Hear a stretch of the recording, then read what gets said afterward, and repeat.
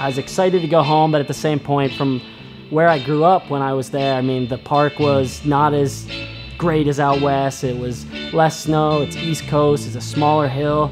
It was pretty much full-blown summer when we got there, and just kind of going over these rolling hills and like thinking that we're gonna go skiing right now. No, like just sunny, like bluebird skies. First impression when we arrived, I was definitely just blown away by the features that were built for how little snow there was left. I mean, it's been raining for a while, but these guys put cat hours in and pushed it all together and built us some crazy features.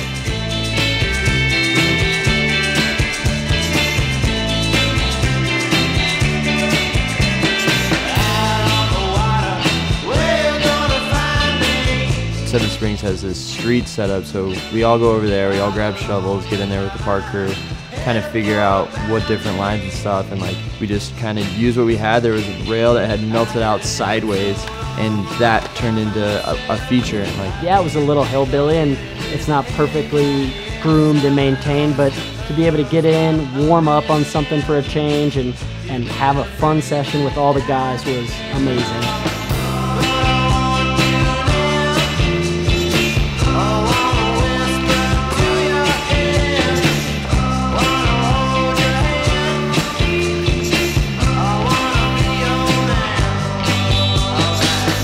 I think everybody had a lot of fun messing around, crashing left and right in the slush, and making some little gypsy features happen.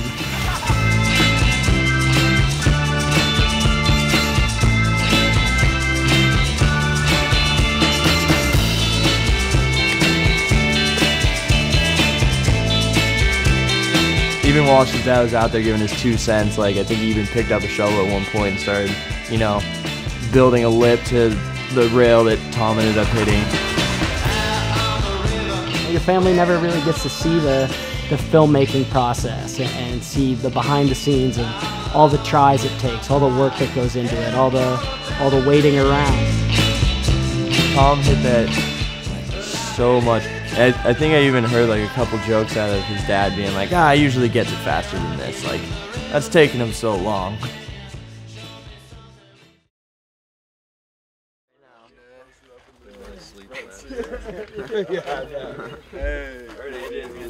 No, we were saying this is fun, Tom. Thanks for bringing us out this early. Thanks for coming, guys. This is fun times. Where's our like warming tent at? Welcome to the set, guys. I was pretty stoked to hear was there because I used to go to Seven Springs when I was younger on little ski vacations with my parents. We heard rumor that maybe 1 or 2 parents were going to show up. By the 4th, 5th day, there was 6 sets of families there. For a lot of the parents that came out to watch, their kids do this for a living, and it's crazy. There's no way to explain that to their friends, especially in Ohio or Pennsylvania or New Jersey, where a lot of them live. There's no way to explain it, and to get everybody together to watch their kids and talk about them and be excited to be together. And every day there was a meal prepared by somebody's family: buffalo chicken dip, sandwiches, pulled pork, whatever the thing is. Crock pots are going left and right. But it was so fun to be able to show off what we do to the families. They were pretty impressed by the size of the jumps we were hitting. It was cool for them to get a little taste of what it's like to be filming. It was definitely interesting. We had a lot of family members watch their kids go down pretty hard. Tim especially had a big crash. I don't think Laurel and Scott were that happy about that one.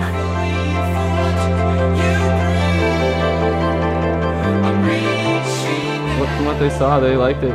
They were pretty stoked. I did my best, so that's really all they can ask for. It was like a park shoot was when I was coming up in the scene. People were passionate about it, excited to see us ski, excited to help. We were excited to help with them, you know. It was the good old days again. It was just a whole different vibe. It was just way more fun to ski in an environment like that and to do a park shoot where people were excited and stoked to have you there for a change.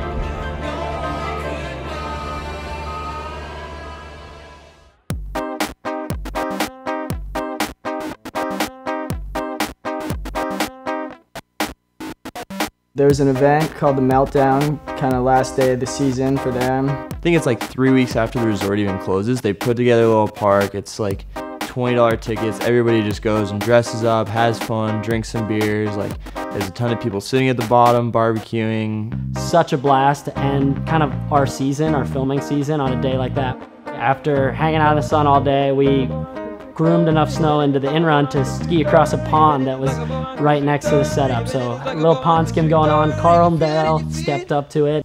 I was going for the pond skim all week.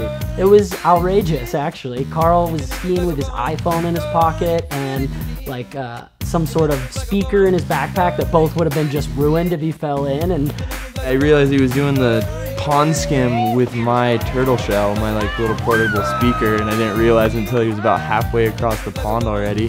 Luckily, he made the skim every time. Dale, on the other hand, maybe had a margarita too many, and he was skimming, edge catching. Yeah, a little hard carves. Was just not really focusing on the water or anything, just cruising through.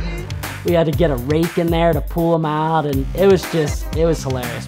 It was just a lot of fun to cheer those guys on and watch something like that go down. It was a fun end to a really good week at Seven Springs, a really good season with good company.